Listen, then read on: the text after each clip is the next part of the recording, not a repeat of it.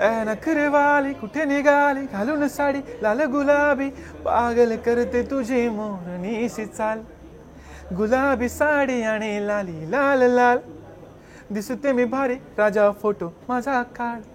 तर नाही ब्रो मी तुला थँक्स बोलतो. म्हटलं का तर तुझ्यामुळे माझ्या दुकानामध्ये गुलाबी साडी संपली म्हणे सगळे. तर मला स्टॉक भेटत नाही, मला स्टॉक मागवायचा आहे म्हणे पटपट. तर तू माझा प्रमोशन करतोय असं वाटतंय म्हणे. तर कधीतरी माझ्या कामात पडलास तू आणि मी सोबत रडून हसणार बांधून बाशिंग तू माझ्या सोबती बसणार नातं जुळवलंय देवान ते नाही तुटणार खूपच सुंदर मांडव आपलं सजणार. ॲक्च्युली हे माझं फेवरेट लिस्टमधलं गाणं आहे आणि खूप म्हणजे मला वाटतं तुम्ही ऐकताच आहात. तर लिरिक्स असं खूप कनेक्ट करतात, म्हणजे खूप असं विचारपूर्वक लिरिक्स लिहिले आहेत मी या गाण्याचे. तर रिस्पॉन्स म्हणजे ज्याप्रमाणे रिस्पॉन्स भेटतो आहे तर मला वाटतं की तुमचं जसं गुलाबी साडी नऊवारी साडीला प्रेम भेटते तसं या गाण्याला पण प्रेम भेटेल. नाही ॲक्च्युली मी जे सगळ्यांसोबत काही गोष्टी घडत असतात, मी लग्नाच्या गोष्टी झाल्या जसं गुलाबी साडीमध्ये ती रीलवाली स्टोरी आहे. तर मी असं नोटीस करत असतो की सगळ्यांसोबत अशी कॉमन गोष्ट काय होते. तर ही गोष्ट आहे की ज्यांचं लग्न होणार आहे किंवा ज्यांना लग्न करायचं आहे त्यांचे काय फिलिंग असतात त्या फिलिंग मी या गाण्यामध्ये एक्सप्रेस केल्या आहेत. तर मी तेच इमॅजिन करून हे गाणं केलं आहे. म्हणजे एक असतं ना की एक कपल आहे, जसं मुलं कसं घाबरतात घरी बोलायला. तर ती बोलते की तू काही असं स्ट्रेस नको घेऊ. म्हणजे जसं मुलांचं असतं की भाई मला जॉब नाही आहे काय नाही आहे तर घरचे काय म्हणते. त्याच्यामध्ये लिरिक्स आहे की नाही बघणार कोणी तुझी सॅलरी माझ्या खुशीत खुश माझी फॅमिली. तर बरेच अशा गोष्टी आहेत जे मी त्या गाण्यात लिहिले आहेत. बॉन्डिंग आमची मला वाटतं आमच्या तिघांची वाईब आहे ना सेम, म्हणजे आम्ही सेम टाईपचे लोक असं एकत्र आलो असं वाटतंय.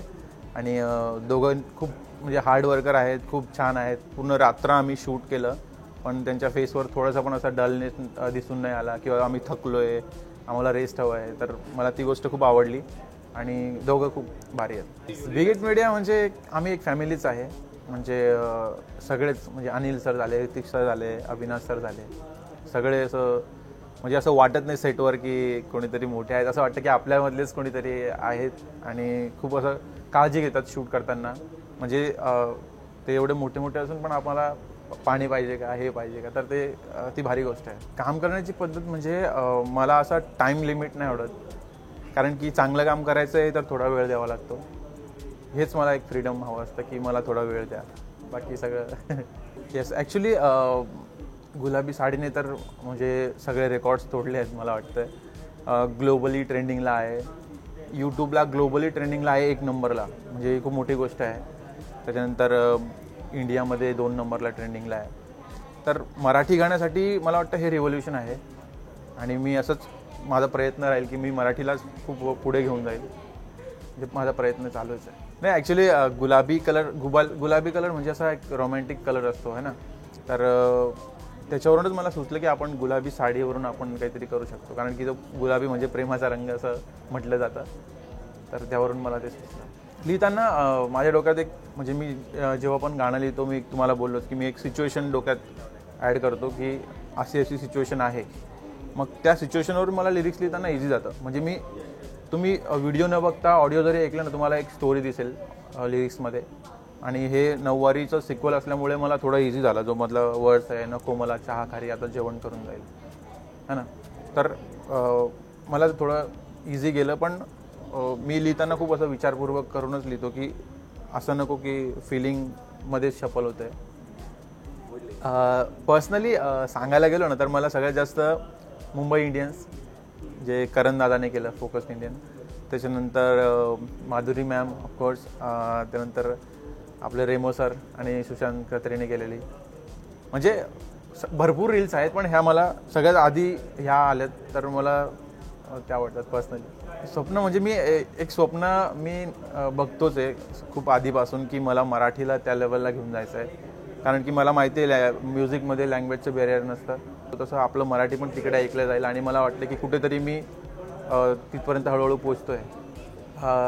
नवीन प्रोजेक्ट खूप असा इंटरेस्टिंग आहे आणि थोडासा ड्रीमी टाईप आहे. तर मी त्याच्याबद्दल जास्त रिव्हील नाही करू शकत, पण जे पण आहे खूप छान आहे. एका माझ्या मित्राचा किस्सा आहे. माझ्या गावाकडचा एक मित्र आहे, त्याचं शॉप आहे एक साडीचं. म्हणजे तर त्याचं नुकतंच मागच्या वर्षी लग्न झालं. तर त्याचा मला कॉल आलेला की ब्रो थँक्स. म्हटलं तू मला थँक्स का बोलतोय? मला वाटलं तू मला कॉंग्रॅट्स बोलशील आणि मी तुला थँक्स बोलेल. तर नाही ब्रो, मी तुला थँक्स बोलतो. म्हटलं का?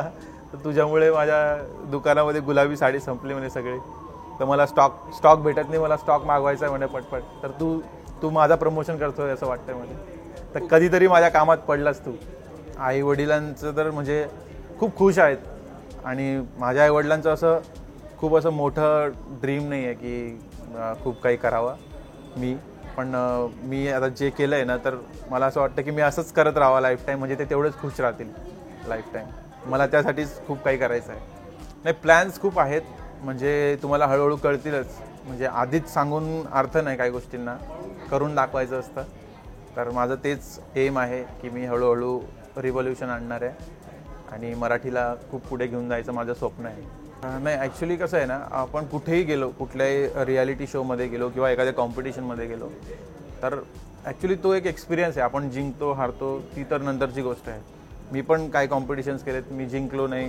म्हणजे मी काही ठिकाणी जिंकलो, काही ठिकाणी नाही जिंकलो. पण माझं हेच आहे की तुम्ही प्रयत्न करत राहा. म्हणजे तुमच्यामध्ये गट्स आहे तर तुम्ही एकदा सक्सेस होणारच.